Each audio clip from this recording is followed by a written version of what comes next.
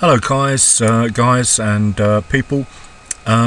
Just wanted to elaborate on something that I don't often mention when I'm checking charts and studying potential reversals, and that is always check all the related pairs, or the majority, or the most important, should I say, when you are considering taking a trade. So this trade currently looks like it might fail. In other words, it's a valid trade to the upside, but it is reversing to the downside. Now, when you check the ADR, always check other dollar-related pairs if you're looking at a dollar like this AU, because cable is the currency for the London session, as it were, and we're in the London session now, and cable still isn't outside of its ADR.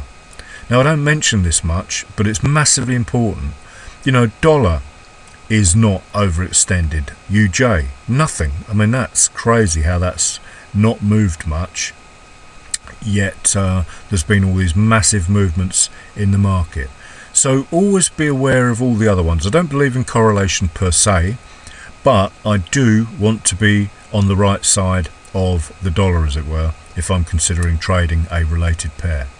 Now, cable, if we look at it, you can see it's approaching various levels of support and resistance, and when potentially I was considering going long Aussie dollar, it still had room below to various, H4 resistance level there, big hammer candle, and the H4 support level there, that massive great big bullish candle. So just a heads up, always be aware of what's going on with other pairs before you consider entering a trade. That was a tick box that I don't often talk about. The other tick box regarding to this Aussie dollar currency pair was that it's outside of the time of day, the right time of day to trade. It's about midday here in the UK. Well, in fact, time flies, it's nearly past now. But there's nothing to say this won't go back up now, because when cable bounces off of its support levels that I just talked about, and the resistance level potentially tested as support, then this could potentially reverse then, and most likely gold will too, and other dollar related pairs. So do their reversals, as it were.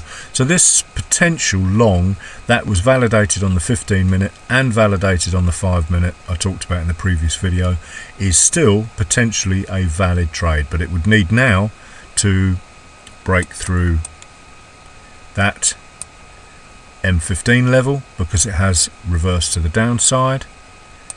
But another thing I don't talk about very often is that the support that was the penultimate candle low would be a useful level to consider going long from, because if we close through that M15 support level here with a reversal, then support has failed to hold as resistance, and we could then start to watch out, see whether we could get a RSI histo.